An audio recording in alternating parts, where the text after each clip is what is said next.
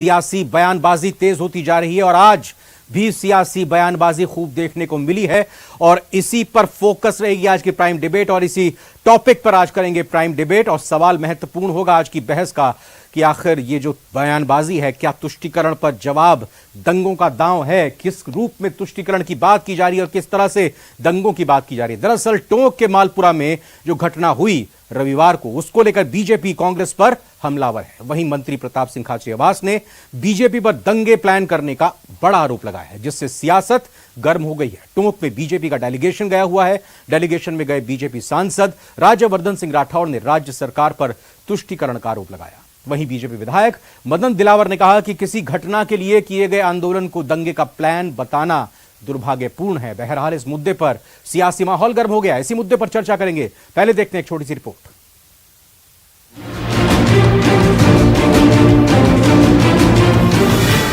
आ रहा चुनाव, बढ़ने लगा सियासी बयानों का तनाव। मंत्री प्रताप सिंह खाचरियावास का बयान, बीजेपी कर रही है दंगों का प्लान। अब बीजेपी के पास एक शॉर्टकट एजेंडा है वोट लेने के लिए कि दंगे फसाद राजस्थान में शुरू करा। जैसे जैसे चुनाव नजदीक आएंगे बीजेपी ने ये प्लान कर लिया है बीजेपी कार्यालय में बैठकर कि वो दंगा प्लान कर रही है। पूरे राजस्थान के हर शहर में बीजेपी सुनियोजित तरीके से षड्यंत्र करके दंगे करने का प्लान कर रही है। बीजेपी सांसद राज्यवर्धन सिंह ने तुष्टीकरण का लगाया आरोप। तो फिर ये कैसा कानून है?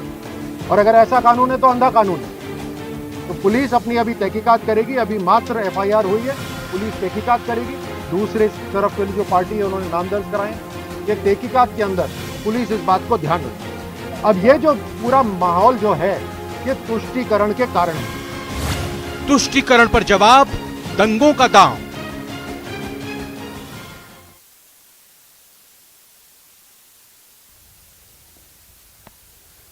तो सवाल तुष्टीकरण पर जवाब दंगों का दांव है। क्या चार खास मेहमान जुड़ चुके हैं, एक एक करके सबका स्वागत करते हैं। स्वर्णिम चतुर्वेदी जी कांग्रेस के साथ, हमारे कांग्रेस के प्रवक्ता के तौर पर हमारे साथ है। बहुत बहुत स्वागत स्वर्ण जी आपका। आशीष चतुर्वेदी जी बीजेपी के नेता हमारे साथ जुड़ चुके हैं। आशीष जी आपका बहुत बहुत स्वागत है। महेश शर्मा वरिष्ठ पत्रकार और निरंजन पोद्दार जी हमारे साथ राजनीतिक विश्लेषक के तौर पर जुड़ चुके हैं। पहला सवाल आशीष चतुर्वेदी आपसे करूं मैं, विशेष तौर पर कांग्रेस और बीजेपी के अपने मेहमानों से चाहूंगा कि सांप्रदायिक सौहार्द बरकरार रहे राजस्थान और देश में। इस लिहाज से इस डिबेट के दौरान या कभी भी चर्चा और बयान देने के दौरान हम किसी धर्म जाति विशेष का नाम ना लें तो बेहतर होगा। सवाल सीधा आपसे है मेरा। आशीष जी बताएं कि क्या जरूरत पड़ी बीजेपी के प्रतिनिधिमंडल को मालपुरा में जाने की? क्या सरकार की जो कार्रवाई हुई, प्रशासन ने जो भी कुछ किया रविवार की घटना के बाद, उससे आप संतुष्ट नहीं हैं? और दूसरी चीज, रिपोर्ट प्रतिनिधिमंडल तैयार करेगा और देगा अपने प्रदेश अध्यक्ष को, उस रिपोर्ट से क्या कर लेंगे आप? देखिए रविंद्र जी, ये जो सरकार जब से बनी है 4.5 साल से राजस्थान में सरकार ने तुष्टीकरण की सारी हदें पार कर दी है। और मैं अभी प्रताप सिंह खाचरियावास जी को सुन रहा था, वो कह रहे थे कि भारतीय जनता पार्टी पे एक अनर्गल आरोप लगा रहे दंगे प्लान करने का। तो प्रताप सिंह खाचरियावास जी को जवाब देना चाहिए कि उनके 4.5 साल के कार्यकाल में 10 से अधिक जगह पर सांप्रदायिक हिंसा हुई है। अगर मैं नाम लूँ तो देखिए आप, करौली में दंगे हुए हैं, जोधपुर में हुए हैं, नौहर में हुए हैं, मेवात में हुए हैं। आप देखिए भीलवाड़ा के अंदर जो आदर्श हत्याकांड हुआ है, और सबने देखा है कि जिस तरह से उदयपुर में कन्हैयालाल हत्याकांड प्रकरण हुआ, और वो कब होता है जब बूंदी में और अजमेर में एक विशेष धर्म के द्वारा आपत्तिजनक नारे लगाए जाते हैं और सरकार उस पर कोई कार्रवाई नहीं करती है। मुख्यमंत्री के गृह क्षेत्र में जोधपुर में आप देखिए दंगा हुआ, और करौली में जो दंगा हुआ रविंद्र जी, उसमें आज 1 साल से अधिक हो गया है। जो मुख्य आरोपी है उसको सरकार आज तक नहीं पकड़ पाई है। इस सरकार के दौरान हमने देखा है किस तरह से इन्होंने पिछले साल रमजान भी था और नवरात्रा भी साथ थी, लेकिन जिस तरह से सरकारी विद्युत कंपनियां जो नोटिस निकालती है, क्या वो तुष्टीकरण नहीं है? आप कोटा के अंदर जो है पीएफआई की रैली को परमिशन देते हैं, जो संगठन प्रतिबंधित हो गया है आज, और जिसकी जो कार्यशैली है वो हमेशा संदिग्ध रही है, आप उसको परमिशन देते हैं। और जो नवरात्रा के जुलूस है उस पर आप प्रतिबंध लगाते हैं। अभी हाल उदयपुर में आपने जो है भगवा झंडे पर प्रतिबंध लगा दिया। तो ये सरकार तुष्टीकरण की सारी हदें पार कर चुकी है। और ऐसा नहीं है कि खाली यही मुद्दा है, बहुत सारे मुद्दे हैं जिसको लेकर के भारतीय जनता पार्टी जनता के समक्ष जा रही है। केवल तुष्टीकरण मुद्दा नहीं है, इस सरकार में अपराध एक मुद्दा है, इस सरकार में बेरोजगारी एक मुद्दा है, इस सरकार के अंदर जो है भ्रष्टाचार एक बहुत बड़ा मुद्दा है। इस सरकार में जिस तरह से सरकार के खोखले वादे हैं वो एक मुद्दा है। तो सभी मुद्दों को मालपुरा में लेकर क्या भारतीय घटना जनता हुई थी पार्टी पता है जनता के आपको? बीच में जाएगी। जहां पर आज प्रतिनिधिमंडल गया, बिल्कुल मुझे बिल्कुल पता है। क्या हुआ? आप देखिए वहां पे जिस तरह से पत्थरबाजी हुई है, जिस तरह क्यों से हुई थी पत्थरबाजी? जो है लोगों पत्थरबाजी क्यों हुई थी? पत्थरबाजी हुई थी ना। आप क्यों हुई देखिए, थी? आपसी विवाद क्यों के हुई कारण- थी? पत्थरबाजी सब जगह हो रही है। क्यों हुई थी? रविंद्र जी, मैं जयपुर में टोंक हुई के है मालपुरा की सरकार। पत्थरबाजी की बात कर रहा हूं। क्यों हुई थी? रविंद्र जी, पत्थरबाजी सब जगह हो रही है। आप करौली में कह दीजिए नहीं पत्थरबाजी पता हुई थी, मेरे को। बताइए आप क्यों हुई थी पत्थरबाजी? आप कह दीजिए नहीं पता, हम समय नहीं बर्बाद करते हैं। रविंद्र जी मुझे बताइए आपकी करौली में पत्थरबाजी क्यों हुई थी? क्यों एक जगह पे आपने पूरा जो है असला इकट्ठा कर रखा था? ये सरकार की नाकामी नहीं है क्या? इंटेलिजेंस फेल्योर नहीं है क्या? सुनिए, घुमाने की कोशिश मत कीजिए, मुझे बता दीजिए, नहीं तो फिर मैं अगला सवाल करता हूं। मुझे बता दीजिए टोंक के मालपुरा में क्या हुआ था, शुरुआत कैसे हुई थी, पता है आपको? मैं बताता देखिए हूं रविंद्र तो जी, आपको। कोई किसी को मैं घुमाना नहीं बताता चाह हूं। रहा है, कोई किसी को घुमाना नहीं चाह रहा है। मैं बताता हूं आपको, बोलिए। नहीं पता ना, चलिए कोई बात। आप बताइए ना, आप बताइए ना, आप बताइए। नहीं, मैं आप बताने के लिए ठीक है। अब आप कहते हैं तो मैं दर्शकों के लिए बताता हूं, आपके लिए नहीं बता रहा हूं, दर्शकों को बताता हूं। मैंने कहा कि वहां पर 2 दिनों से लगातार 2 युवक तेज रफ्तार में मोटरसाइकिल एक विशेष समाज के लोगों की तरफ जा रहे थे। 2 दिन जब लगातार जा रहे थे तो एक बुजुर्ग ने बुजुर्ग होने की हैसियत से उनको कहा कि भाई ऐसा मत करो, किसी को चोट लग जाएगी। तब जाकर ये पूरा बवाल हुआ था। मैंने इसमें धर्म का, संप्रदाय का किसी का नाम नहीं लिया। पहले फैक्ट पूरी तैयार करके आने चाहिए आशीष जी, तभी बेहतर होगा। आपने इसका भी जवाब नहीं दिया मेरे को। जो रिपोर्ट तैयार होगी उसका क्या करेंगे आप? जो रिपोर्ट बनेगी आप देंगे, आप सरकार में हैं, आप क्या करेंगे उस रिपोर्ट का? आपने अभी तक कितनी बार गुजारिश की है सरकार से कि आपने क्या कार्रवाई की है इस पर? आपने कितनी बार अपनी असंतुष्ट, आपने ये जताया कि जो भी कुछ हुआ इस पर हम असंतुष्ट हैं। रविंद्र जी, अगर आपकी बात मान लें तो जो सरकार है उसी को जाना चाहिए। विपक्ष के नाते हमारी कोई जिम्मेदारी बनती मेरी बात मत मानिए, मैं तो आपसे जानना चाह रहा हूं ना। आप तो लोकतंत्र पे सवाल खड़े कर रहे हैं यहाँ पे बैठ करके कि आप विपक्षी दल है, उनको कहीं जाना ही नहीं चाहिए। जो मैं तो आपसे पूछ रहा हूं आप क्यों गए? मैं तो पूछ रहा हूं आपसे, मैं तो ये पूछ रहा हूं आपसे कि रिपोर्ट होगी उसका आप क्या करेंगे? उस रिपोर्ट से क्या करेंगे? मैं तो ये पूछ रहा हूं आपसे कि आपने सरकार से कितनी बार सवाल किया इस घटना को लेकर? इस सरकार से आपने कितनी बार सवाल पूछा? करोड़ों लोगों ने हम पे भरोसा जताया। सरकार, अरे ठीक है, बड़ी अच्छी बात है। सरकार से आपने सवाल पूछा? जिम्मेदारी नहीं बनती है क्या? सरकार से आपने सवाल पूछा? निश्चित रूप से सरकार से हम पूछ रहे हैं, जगह बार बार पूछ रहे हैं, ज्ञापन दे रहे हैं, सवाल पूछ रहे हैं, विधानसभा में पूछते हैं, सड़कों पर। स्वर्णिम चतुर्वेदी जी मुझे बताएं कि देखिए स्वर्णिम चतुर्वेदी जी, लगातार हम भी खबरें पढ़ते हैं, आप भी देखते हैं, जानते हैं, सजग आप भी हैं, प्रवक्ता हैं आप पार्टी के। कई बार ऐसी खबरें आती हैं कि पुलिस ने अमुक जगह पर अमुक इतने बदमाशों को पकड़ा, हथियार उनके पास से बरामद हुए थे, पता चला कि वो प्लानिंग कर रहे थे हत्या को अंजाम देने की, लूट की, डकैती की। अब जब आपके मंत्री को पता है कि प्लानिंग दंगों की हो रही है तो फिर चुपचाप क्यों बैठे हैं स्वर्णिम चतुर्वेदी जी? देखिए, हम चुपचाप नहीं बैठे। इस प्रदेश को बचाने के लिए, सांप्रदायिकता की आग से बचाने के लिए, धर्म विशेष और या धार्मिक उन्माद न फैले, इसको रोकने के लिए सजगता के साथ हमारी सरकार काम कर रही है। इसी का परिणाम है कि हमारे कार्यकाल में, पूरे कार्यकाल में राजस्थान में एक भी ऐसा दंगा हमने अंजाम नहीं आने दिया जिसमें किसी की जान माल का नुकसान हो, भरसक प्रयत्न हुए। मैं एक प्रश्न करना चाहता हूँ, बहुत छोटा सा प्रश्न है। कर्नाटक चुनाव में हमने देखा, ना, ये तो मजाक है। अगर आप कह रहे हैं जान माल का नुकसान नहीं होने, ये मजाक, ये बात मत कीजिए आप। करौली में दुकानें जली है स्वर्णिम जी, ठीक लाइन है, से दुकानें ठीक है। जली और है। सवाल सुनिए, आपसे बातचीत में में चाकूबाजी हुई है, आदर्श हत्याकांड संयम हुआ रखिए है। आशीष जी। मैं एक रविंद्र जी जवाब दे देता हूं। मैं ये जानना चाहता हूं कि जब जब चुनाव आते हैं या किसी चुनाव में भारतीय जनता पार्टी के नेता जाते हैं, चाहे वो इनके गृह मंत्री अमित शाह ही क्यों ना हो, क्यों ये कहते हैं कि हमारी सरकार बनाओ नहीं तो दंगे होंगे? मैं जानना चाहता हूं, जब करौली में सांप्रदायिक उन्माद फैला तो एक कर्नाटक का सांसद यहाँ पे जो पूरे देश भर में सांप्रदायिकता फैलाने के लिए बदनाम है, उसको बुला करके कर्फ्यू ग्रस्त करौली में भेजने की क्या जरूरत थी? इनके तेजस्वी सूर्या क्यों गया वहां पे? किस लिए बुलाया था? क्या हमारा फर्ज बनता है या नहीं बनता कि सब जने मिलकर के कार्रवाई की, कुछ गिरफ्तार किया क्या उनको? मैं आपसे ये पूछ रहा हूं कि अगर प्लानिंग की जा रही है दंगों की, तो फिर जो प्लानिंग कर रहा है आप उनको क्यों सीखचों के पीछे नहीं डालते हैं? ये तुष्टीकरण बनाम दंगों की राजनीति में क्यों आप बार बार इस चुनाव में इसको मुद्दे को हवा देने की कोशिश कर रहे हैं? देखिए, ना तुष्टीकरण इनका चलने वाला, ना सांप्रदायिकता इनकी चलने वाली, सिर्फ एक और एक जो अशोक गहलोत सरकार का जनता के हित में लोक कल्याणकारी कार्य किए जा रहे हैं, उस पर हम काम कर रहे हैं। और आज प्रदेश के 9 लाख कांग्रेस कार्यकर्ता प्रदेश अध्यक्ष गोविंद सिंह डोटासरा के, देखिए हम सड़क पर हैं। बिल्कुल महंगाई राहत शिविर की, उसमें आ जाएगा सारा आंकड़ा, इसमें बर्बाद नहीं करते टाइम। आप ये बताएं कि क्यों कार्रवाई नहीं हुई जो दंगा प्लान कर रहे हैं। आप कहिए कि आप पार्टी से गुजारिश करेंगे। बतौर प्रवक्ता मेरे से सवाल किए जाते हैं कि भाई अगर कोई प्लानिंग कर रहा है तो उसको पकड़िए। देखिए रविंद्र जी, बिल्कुल सच है, और आप थोड़ा सा समय देखिए, थोड़े समय में आपके सामने आ जाएंगे जो प्लानिंग करते हुए जो दंगे में लिप्त रहे, सब सामने आ जाएंगे।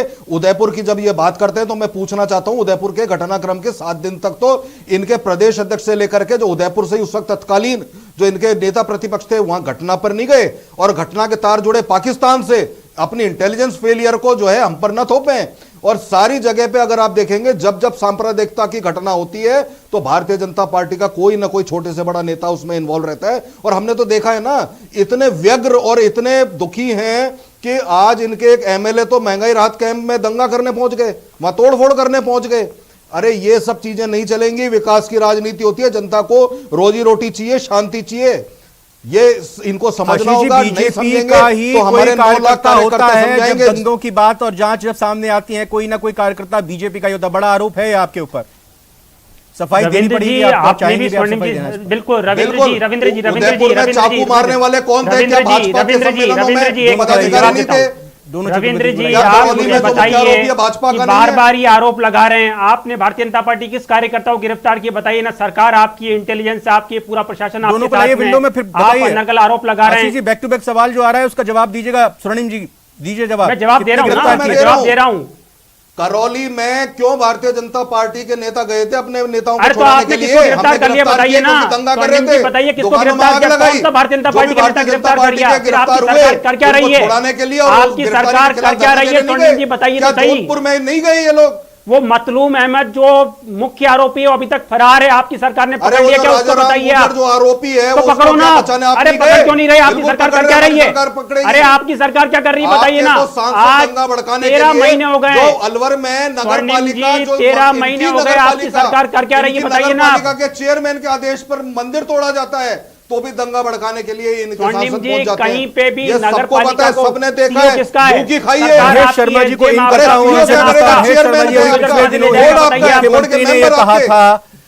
मुख्यमंत्री ने यह कहा था कि धर्म के नाम पर लोगों को बरगलाकर चुनाव जीत लिया जाता है। थोड़ा हो सकता है शब्द बिल्कुल एक्यूरेट ना हो जो मैं कह रहा हूं, लेकिन उनका मकसद और भाव यही था।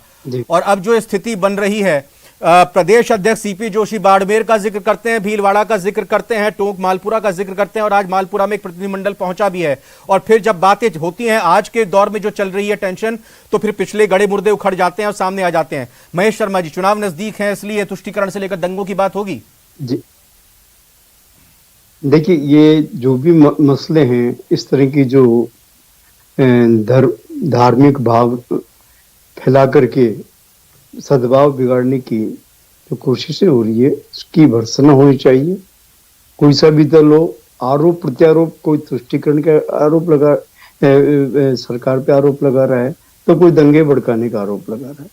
ये दोनों ही चीजें नहीं होनी चाहिए। लोकतंत्र में धर्म के आधार पर कोई चीज नहीं होनी चाहिए।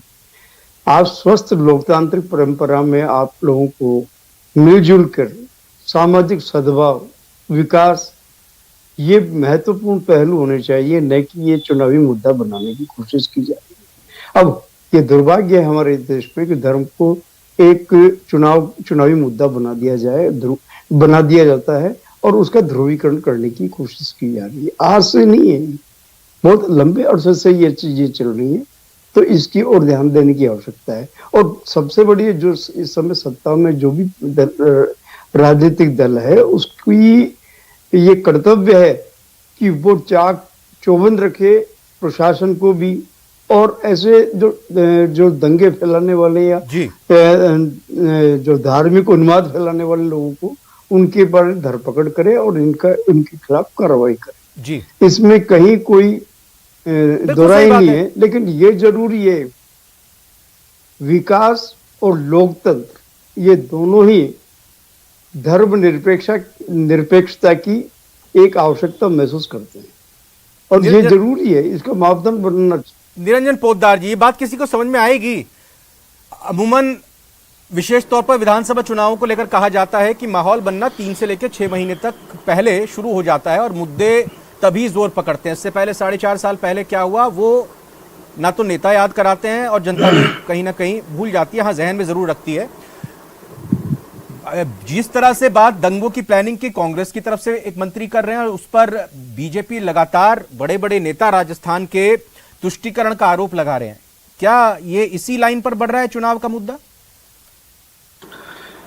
देखिए रविंद्र जी, मेरे हिसाब से बहुत दुर्भाग्य है कि हमारे देश की राजनीति के अंदर जहां विकास और जनता की सेवा जहां पे मेरे हिसाब से पैमाना होना चाहिए, वहां चुनाव आते आते कहीं ना कहीं ये एक आप समझ लीजिए पोलराइजेशन की तरफ चुनाव बढ़ जाता है, और ये बहुत बड़ा दुर्भाग्य है। और ये आज से नहीं है, आप कहेंगे, देखिए थोड़ा सा आपको अतीत में जाना पड़ेगा। एक समय हुआ करता था जब कांग्रेस को मध्यम मार्ग की वोट देते थे, कांग्रेस को अल्पसंख्यक भी वोट देते थे, कांग्रेस को बहुसंख्यक भी वोट देते थे, कांग्रेस को अगड़े भी देते थे, पिछड़े भी देते थे। उस टाइम कांग्रेस अपने आप को मध्यम मार्गी दिखाती थी। लेकिन कालांतर के अंदर क्या हुआ है रविंद्र जी, धीरे धीरे करके पता नहीं ये लोग कब एक तरफ झुकाव इनका महसूस होने लग गया। और ये बात मैं नहीं कह रहा हूं रविंद्र जी, ये बात ए.के. एंटनी जी ने कांग्रेस को अपनी रिपोर्ट सबमिट करी थी, उसके अंदर ये कहा कि हमारे को पिछले कुछ वर्षों में हमारे द्वारा कुछ ऐसे कार्य हुए कि हम कांग्रेस जो है बहुसंख्यक विरोधी पार्टी लोगों को नजर आने लग गई। तो आज भी कहीं ना कहीं देखिए, मेरी एक बात समझिए, एक मैं अपना व्यक्तिगत अनुभव भी आपको बताता हूं। मैं पीछे किसी काम से जयपुर गया हुआ था, तो वहां पे एक ट्रैफिक इंस्पेक्टर जो है वो कई गाड़ियों को रोक रहा था, कई मोटरसाइकिल स्कूटर को रोक रहा था। तो वहां पे मैंने उसको पूछा, मैंने कहा भाई ये भेदभाव क्यों, इधर तुम चालान कर रहे हो? वो कहने लगा जी हमें ऊपर से निर्देश है कि भाई जो आदमी मतलब टोपी ओपी लगा के रखता है उसको जो है उसका चालान करने से बचो। तो देखिए रविंद्र जी, कहीं ना कहीं झुकाव तो आपको लगेगा। और ये कांग्रेस, मैं राजस्थान कांग्रेस की भी बात कर रहा हूं, मुख्यमंत्री अशोक गहलोत जी की भी बात कर रहा हूं कि इनको भी ये चीज समझनी चाहिए। और इसके अंदर भी भीलवाड़ा में जो घटना हुई एक शाखा के दौरान जो कुछ हुआ, और उसके अलावा जोधपुर में पाकिस्तान के हिंदू शरणार्थियों के घरों को जोधपुर में उजाड़ा गया और फिर सीपी जोशी ने तीखे हमले किए कि बिना ऊपर से इजाजत के सब नहीं हुआ होगा। भाई मौका तो आप ही दे रहे हैं ना, इस तरह की अगर घटना हो रही है, आपने कार्रवाई क्या की? देखिए, मैं तो एक बात जानता हूं, यहाँ पे जब भारतीय जनता पार्टी बढ़ती महंगाई, बढ़ती बेरोजगारी और ईआरसीपी के साथ जो का अरे नहीं करेंगे सर वो बात, जिस मुद्दे पे बात करते हैं उसका जवाब आपको तैयार रखना होगा, ये बिल्कुल करनी होगी। और सुनिए, मैं तो आपको एक ही बात कह रहा हूं कि जब भारतीय जनता पार्टी के पास जवाब नहीं होता, सारी दुनिया जानती है, निरंजन पोद्दार जी भी जानते हैं, कितना भी बोल रहे कांग्रेस के खिलाफ, जवाब नहीं है, वो विपक्ष में उनके पास सवाल है।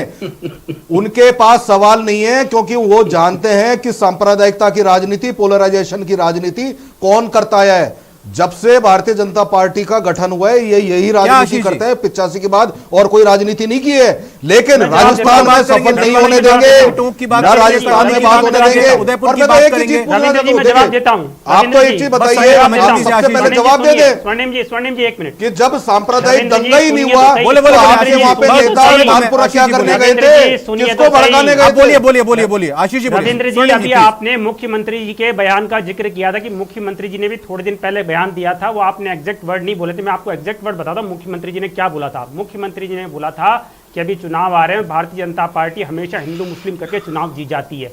मैं राजस्थान के मुख्यमंत्री जी से आपके चैनल के माध्यम से पूछना चाहता हूं रविंद्र जी कि 2003 में मुख्यमंत्री जी चुनाव हारे, क्या वो हिंदू मुस्लिम के मुद्दे पर चुनाव हारे थे? क्या 2013 में इनकी भ्रष्ट सरकार की थी, इनके 3 मंत्री जेल के अंदर थे, क्या ये हिंदू मुस्लिम के चुनाव हारे थे? नहीं हारे थे, नहीं हारे थे। 2014 में भारतीय जनता पार्टी को राजस्थान में 25 सीटें मिली थी। महेश जी यही सवाल आपसे, निरंजन यही सवाल आपसे, 5 सेकंड का प्लीज जवाब मेरे पास है। महेश जी देखिए, राजस्थान की जनता बहुत बुद्धिमान है और वो ध्यान में रखती है इन चीजों को, वो कहीं न कहीं मतलब धार्मिक वैमनस्य को बर्दाश्त नहीं करती। बिल्कुल। निरंजन जी आपका सवाल आपसे, निरंजन जी आपका जवाब भी जो हमने आज लिया है डिबेट का वो भी चलेगा अभी नीचे। निरंजन जी, मेरा मानना यह है रविंद्र जी, देखिए राजनीतिक पार्टियां तो अपने राजनीतिक लाभ के लिए कुछ भी करेंगी, लेकिन मेरे हिसाब से जो राजस्थान की जनता है और वहां के जो प्रबुद्ध लोग हैं, केवल 2% 4% असामाजिक लोग होते हैं, उनके ऊपर अगर 94-96% लोग अगर भारी पड़ जाएंगे तो कोई भी राजनीतिक पार्टी किसी को भी कहीं पे भी भिड़ा करके लड़ा करके अपनी राजनीति नहीं चला पाएगी। मेरा तो यही निवेदन। बिल्कुल, ये न सिर्फ राजस्थान बल्कि पूरे देश पे सटीक बात बैठती है कि किसी भी तरह की भी बात कोई भी राजनीतिक दल करे और आपस में लड़ाने भिड़ाने की बात करे और अपने अपने लिहाज से सहूलियत की राजनीति करने की बात करे तो आपका वक्त भी आता है 5 साल बाद वो बटन दबाने का, और उसी लिहाज से सबकी बातें सुनो, करो अपनी मन की, वोट जरूर डालिएगा और उसी आधार पर मुद्दों पर वोट दीजिएगा। चारों मेहमान जुड़े हमारे साथ। प्राइम डिबेट का सवाल जो आज का था, कांग्रेस का बीजेपी पर दंगे का प्लान करने का आरोप क्या कितना दमदार साबित होगा, तो उसको लेकर 73% लोग हाँ कह रहे हैं और ना में उसमें जवाब 23% का है। प्लान करने का आरोप चुनावी हथकंडा है, तो उसमें 73% हाँ कह रहे हैं। बीजेपी से मैं कहूंगा आशीष जी गौर फरमाइएगा इस पर सवाल के जवाब पे। राजस्थान की जनता, लोग 73% कह रहे हैं चुनावी हथकंडा ही है आपका, थोड़ा सोचिएगा, थोड़ा इंट्रोस्पेक्ट कीजिएगा। चारों मेहमानों का बहुत बहुत धन्यवाद। आज की प्राइम डिबेट में फिलहाल इतना ही। नमस्कार।